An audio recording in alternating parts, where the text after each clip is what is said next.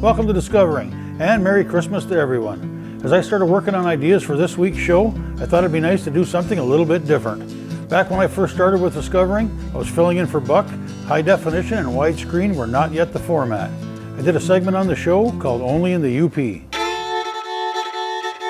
It's time for Only in the UP, the segment of the show that highlights the friendly, creative, crafty, and inventive spirit of those of us who live here.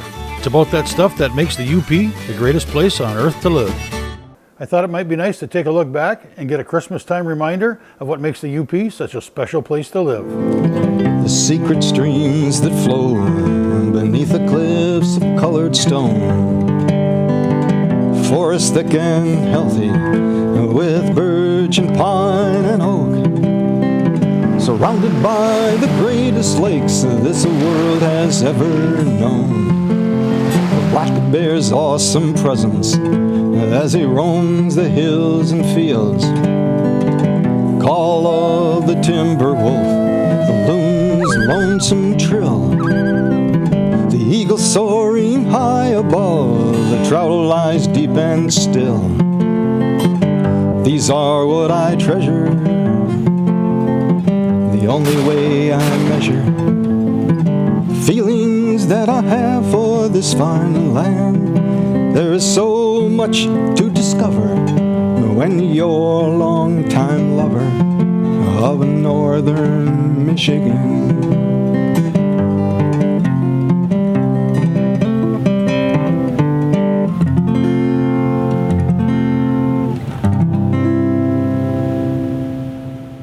It's a UP tradition that dates back to 1930. We recognize it by the familiar brown paper bag. In the small town of Trenary, next to the Trenary Toast Cafe, is a small bakery. Early in the morning, while most of the Trenary toast eating world is still asleep, a small group of dedicated people who truly care about their product are hard at work.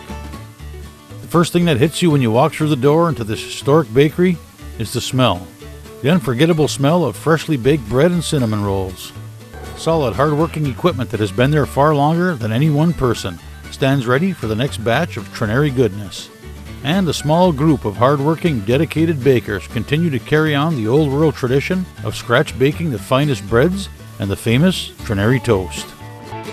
Drive through Republic on the first Saturday of each month, January through May, and you'll be overtaken by a glorious smell. The smell of something delicious. Follow your nose and it'll take you to the basement of a church where you'll find a group of dedicated volunteers as busy as can be, putting the finishing touches on 1,000 pounds or more of the most delicious pasties you've ever tasted. Just the way it's been done for the last 50 years. This is St. Augustine's Catholic Church, also known as the church that Pasties built. 50 years ago, St. Augustine Church built the present church building. It was called the church that Pasties built. We didn't have this wonderful kitchen that we have in the basement, so the women would gather in the rectory, put the pasties together, take them out to the neighborhoods to have them baked, and bring them back to the rectory and prepare them to take them up to the Republic mine where they sold the pasties.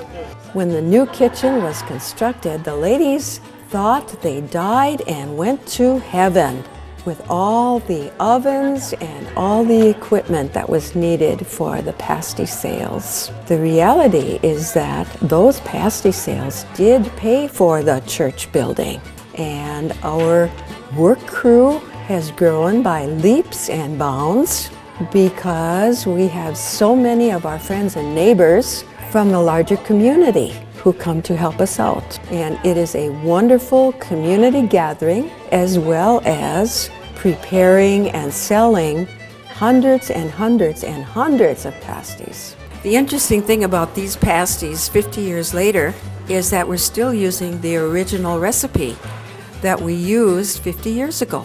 And we're still using our pasty profits to maintain our winter expenses, our fuel and electricity and other things. And of course, this wonderful aroma of pasties can be detected throughout the entire neighborhood.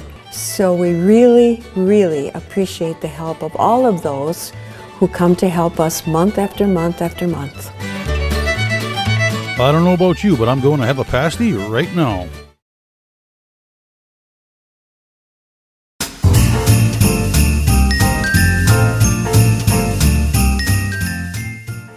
Every Yooper is familiar with building a fire, and whether it's for a bonfire, campfire, or a wood stove, we've all had to scrounge up kindling. Well, leave it to Yoopers to come up with an alternative. I met up with Cheryl Ullman of Lake State Industries in Escanaba to find out more about their Yooper Firestarters. The making of the Firestarters is a pretty easy process, but it does take a few steps. First, the empty toilet paper roll has to get stuffed, and it's packed very tightly with the shredded paper. Then it goes over to the dipping station where it is dipped in the wax, and the wax is actually melted in an old French fry deep fryer. So that's kind of a Yooper thing, I guess. And then once all the bubbles have stopped bubbling and we know that the fire starter is saturated, we pull them out and let them drip dry before we package them. The greatest thing about the fire starter is, as simple as it looks, it works incredible. You can basically just light one of the ends and that little fire starter will burn for about 20 minutes. So you don't need kindling. You need one fire starter, and rain or shine, that fire starter will burn for you and light your fire for you. The other really neat thing about the fire starter is that it's all recycled products. So it's made out of empty toilet paper rolls that people bring to us, and wax. Anybody that has used wax, old candles that they're not burning, we will always take their old wax. And then the shredded paper. So it's all recycled products, and once you start using them and burning them, you always need more. I traveled nearly to the end of the Keweenaw where I met Ray Weglars and my new favorite hot sauce made right here in the UP. I love to eat and I love to cook. I grew up in an American-Polish household in the Detroit area, and the food my mom made was great, very nourishing, but very bland. So when I left home and I went to college, I started experimenting, and I got introduced for the first time to spicy food. As a Polak, I didn't get much of that. So after college, when I settled down and started having family, I started experimenting with different recipes. And I took about 10 years of experimentation before my wife Vicki finally said, "You're experimenting enough, write this recipe down, people love it." And that's how Ray's Polish Fire was born. So Ray's Polish Fire is made with 10 ingredients. 9 of the 10 ingredients are certified organic. The only thing that's really hot, Brian, in Polish Fire is the organic cayenne pepper, and it's lovely stuff, organic cayenne. Personally, I don't like really hot things. I won't eat jalapeno or habanero hardly ever, and I won't touch a ghost pepper. My goal in making Polish Fire was to make a sauce that you could use on a wide variety of foods in different circumstances that doesn't overwhelm with heat, but has deep flavor. And I don't know how people rate hot sauces. On a 0 to 10 scale, I would give it a 5 for heat and a 10 for flavor, is what I would do. Fire up the farmall, jump on the John Deere, and head for Stevenson. It's the third weekend of October and time for the 10th annual tractor run.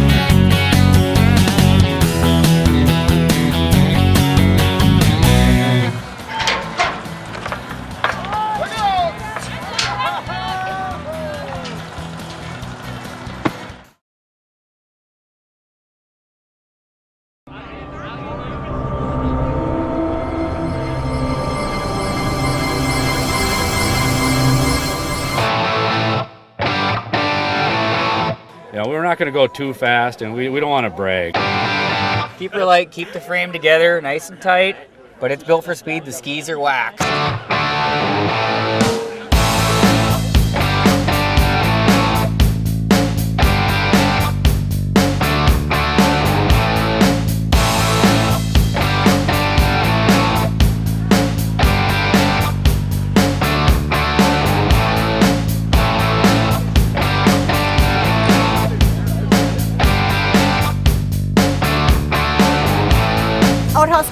race started 20 years ago by the man named Toivo Aho. The first year they ran down the sidewalk. We have 12 very crude racers. Since then, it has boomed in Trenary's little Mardi Gras of the UP. You know, everybody makes fun of me when I say, well, there's a lot of preparation that goes into getting ready for the Outhouse Classic, but you know, I usually start my P90X regiment about 60 or 90 days ahead of time and get ready, get in shape, and get ready to run down the track. And so hopefully it's successful again this year. Many vendors here. There's all kinds of foods. We have a fur trader that sells hats. There's a lot of spectators. There's 50-50 going on. All these proceeds raised from this event go back into the community. We have a scholarship every year for Superior Central for some lucky student in Toivo's memory. And this Outhouse Classic has just grown from a town of 400 people. It swells to 2,500 to 4,000 people on the day of. People just come from far away. It's something to do in the dead of winter when there's nothing else. And face it, not many places can you go to have an outhouse race. And I'm from Frankfort, Indiana, about 500 miles from here. We come every year. It's my 10th year. I have a ball up here. I just have a ball. And we tailgate a little and we party a little and we just have a good time. This year my wife's going to please with me. We're just going to walk the track just to say she did it with me once. We've had people break ankles, break legs, fall down. One guy had a heart attack. It's a hard job pushing, but it's fun and they have a lot of prize money. Kids race goes first, and after the kids go the old farts, 50 and over. Outhouse race, you cannot have any metal on your skis. You do have to have a toilet seat and a roll of toilet paper in your outhouse. 2 people push it. No one can ride in the outhouse.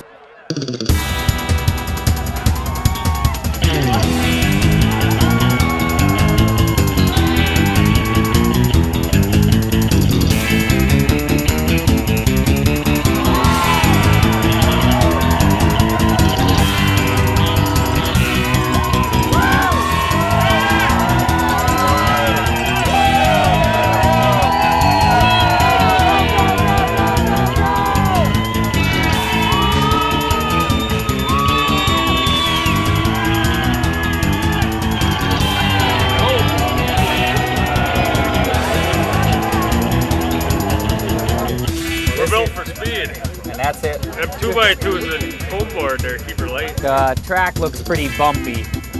A little rough, couple of jumps. We'll see how it goes. Hopefully it gets a little straightened out by the time we hit it mid-race. So we hope to at least get to the finish line.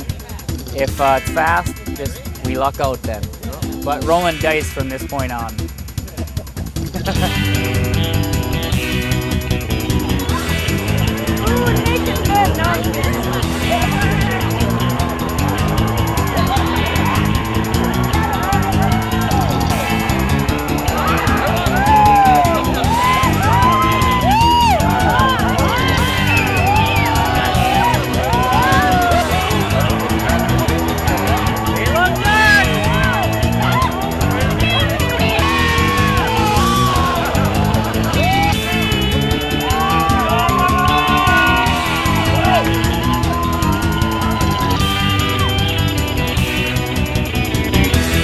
Well, we drank a lot of mugs of beer, and we came up with this idea over the last few years coming to Trenary, and it just had to be done. This was the year. We're ready to go. Yep. It's aerodynamic, it's good, it's fast. It's 7 foot. Down here we have kids cross-country skis, waxed to perfection. Down inside the toilet is actually the beer cooler. Now we don't want to leave all the competition in the dust. Keep it a little average. So we're well stocked and ready to race. Oh yes, and we're going to be fast.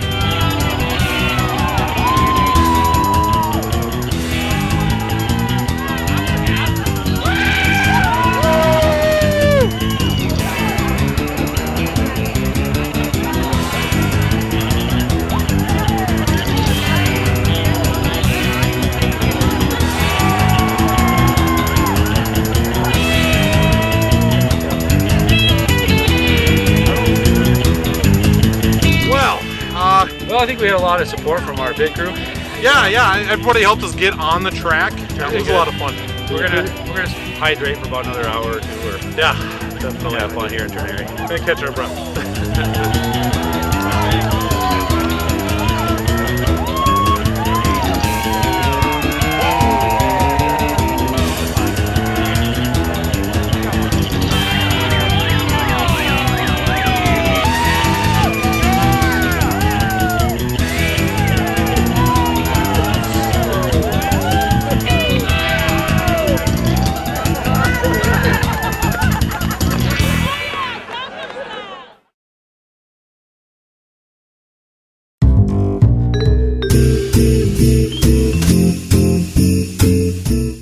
village of Christmas is located a few miles west of Munising on M28. The town was given its name by a Munising man in 1938 who started a roadside factory to make holiday gifts. The factory is long gone, but the name stuck. Is this the actual North Pole? Could this be the actual home of Santa Claus? I paid a visit to Santa's workshop to find out. Firstly, how do we know that you're the real deal? The real deal? Well, you ask around. There are quite a few people that will agree with you that I am the real deal. Were you born and raised in the Upper Peninsula, or is this the North Pole? No, I actually moved to the Upper Peninsula where the North Pole is at. Why did you pick the Upper Peninsula? I love the people up here. Self-reliant, hard-working, and fun to be around. So, where do you keep your reindeer? No, I'm not going to tell anybody where I keep my reindeer. That's a secret. Do you ever worry about them a little bit when deer season rolls around in the Upper Peninsula? I've got them well hid. I'm not going to tell anybody where they're at because they have horns on it. This buck's only up here.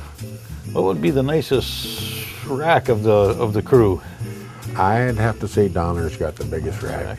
Any idea what kind of spread? It runs about 27, 28 inches on the inside. It would be a trophy buck for some of these here white-tailed deer hunters. Definitely. In regards to your sleigh, is there a local shop, like a snowmobile shop, or a local shop that maintains your sleigh for you and keeps it up to par, or do you do that yourself? I do that myself. You put up the stuff yourself? It's a pretty sophisticated flying machine. Any idea what year that sleigh is? Is it a certain model number or anything, or have there been any upgrades to it? Or?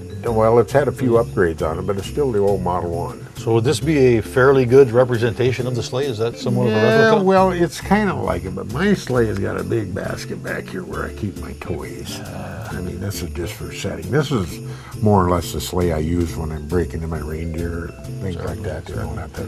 You ever get up and just like cruise around when it's not Christmas? Yeah, in fact, I got a nice place out here. I can cruise around over the lake and nobody notices me. Maybe a sailor or two now and then might see something strange flying around. But maybe a long night of riding in the sleigh. You ever a little while you're riding, driving a sleigh? I mean, the reindeer are driving. Yeah. Does Mrs. Claus give you the typical honey-do list like everybody else gets, or do you kind of get excluded from that because you're Santa? No. You think your honey-do list is long? Do reindeer yard up like deer do? How many does do you keep on hand at any given time? You have to be about 3 to 1. 3 to 1 buck to doe ratio? Right. Doe to buck. I imagine it would pretty much be the same as what the DNR would like to see in their deer herds. So what would I put in a bait pile if I was trying to attract reindeer? They like the little, like wintergreen berries, and you're not out here to get my, come on now. Do you actually like milk and cookies? Yes, I do. You do? Oatmeal raisin cookies are my favorite. We'll have to make a note of that. So do you stay here year round, or in summertime do you fly down somewhere on vacation in Florida or something? No, this is as far south as I care to be. I mean, everything south of here is, it's too warm. My reindeer wouldn't survive down there. I got to be back where I can check on them. And UP, and then it's just a beautiful, beautiful place to be. Okay, I need a new video camera. Well, that's it for tonight. Thank you very much for watching. My wife Patty and I would like to wish each and every one of you a very Merry Christmas. I got a rifle I got my eye on for a hunting rifle with a scope.